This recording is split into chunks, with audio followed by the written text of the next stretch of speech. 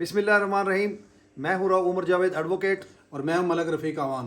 اچھا ملک صاحب، آج دیکھیں میں نے ایک کسان کی دہائی سنی سوشل میڈیا پر. اس نے گندم کا بیج خریدا ہے اچھا پنجاب سیڈ کارپوریشن سے.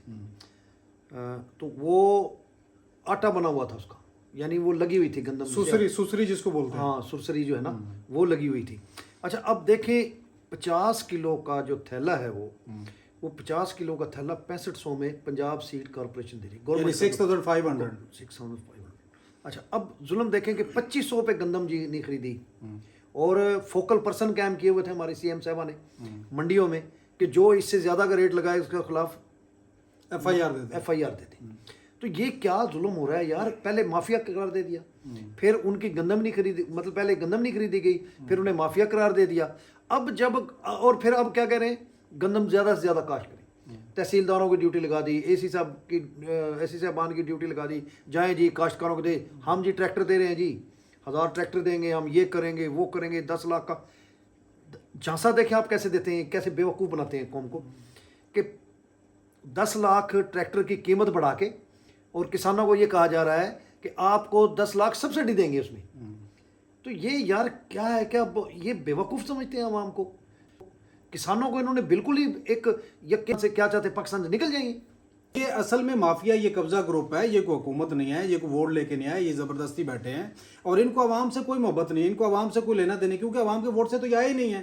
تو یہ صرف ایسے بیٹھے ہیں اوپر اپنی کیا اس کو بولتے ہیں کہ ڈنڈے کے زور کے اوپر بیٹھے ہوئے ہیں. اور ابھی آپ دیکھیں ملک کے اندر کیا حالات ہیں، فوق کی کیا حالت ہے.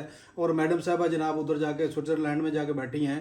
اب ان کو اتنی محبت ہوتی کسانوں سے، لوگوں سے، ملک سے، عوام سے، تو یہاں بیٹھی ہوتی. کسانوں کو انہوں نے جیسے آپ نے فرمایا، جیسے آپ نے کہا کہ انہوں نے 2500 کے اوپر انہوں نے کہا جی بیچ نہیں سکتے، اور پھر ایف آئی آر اور دی گئی ایف آئی آر.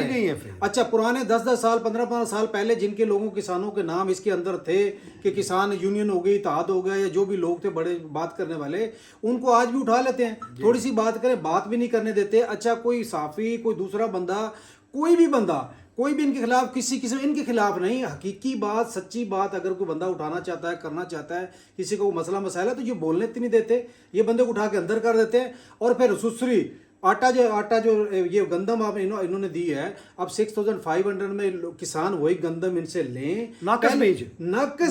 اچھا 2500 میں بیچنے نہیں دی کل تک، اور آج خریدتے وقت آپ 6500. یار یہ ظلم ہے، زیادتی ہے، فسطائیت ہے، اور کیا ہے اس سے زیادہ. اور میں کیا کہوں. وہ دیکھیں نا، اب ایک طرف کسان کو مائل کر رہے ہیں کہ آپ گندم کاشت کریں کیونکہ بحران کا خدشہ ہے، باہر سے گندم منگوانی پڑے گی ان کو.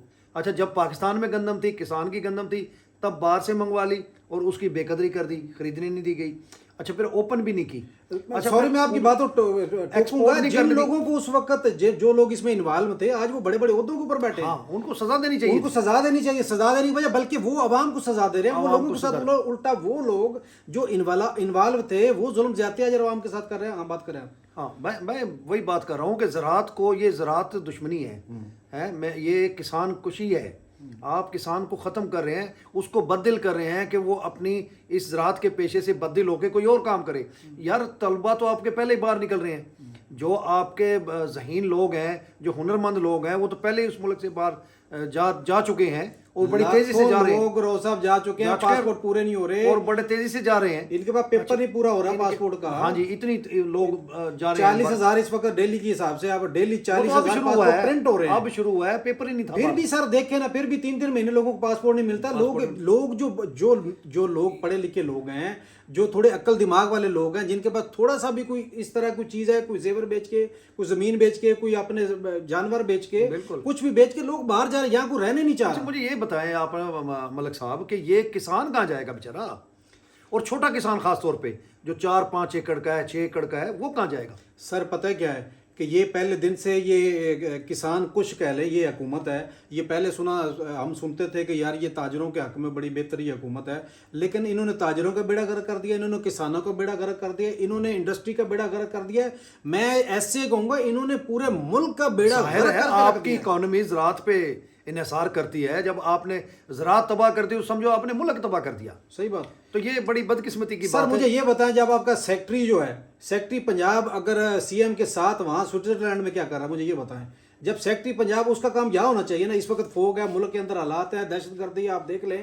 جب آپ کی توجہ کسی اور طرف ہوگی اور تو پھر مسئلے مسائل اسی طرح ملک کے اندر ہوں گے نا. سیکٹری پنجاب کا کوئی کام نہیں ہے, سی اے پنجاب کے ساتھ وہ سوئٹزرلینڈ میں گھومتا پھر رہا ہے.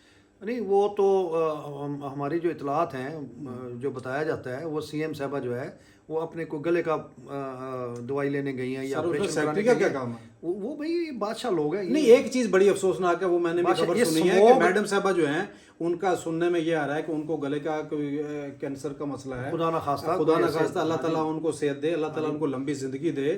ہم ان کے مطلب ہے کہ ہم ان کے لیے دعا گو ہیں. لیکن سیکٹری کا کام ملک کے اندر ہے رؤوف صاحب, یہ سب سے بڑا عہدہ ہوتا ہے صوبے کے اندر, آپ کو پتہ ہی ہے. اس کا کوئی کام نہیں ہے. وزیر اعلیٰ کے ساتھ وہ جہاں وزیر اعلیٰ جا رہے ہیں اس کے ساتھ وہ بھی جا رہے ہیں. اچھا ایک اور چیز ہے, یہ خصوصی جہاز میں گئی ہیں بھائی, خصوصی جہاز میں دیکھو قرضدار ہم ہیں, ہمارے اوپر قرضہ چڑھا ہوا ہے, ملک کے بڑے برے حالات ہیں. کس کی بات کر رہے ہیں آپ, کس طرح پیسہ اڑا رہے ہیں. بھائی یہ شاہی خاندان ہے, آپ کو شروع سے آپ کو دیکھ تو رہے ہیں, آپ ان کے اس پہ نہ جایا کریں.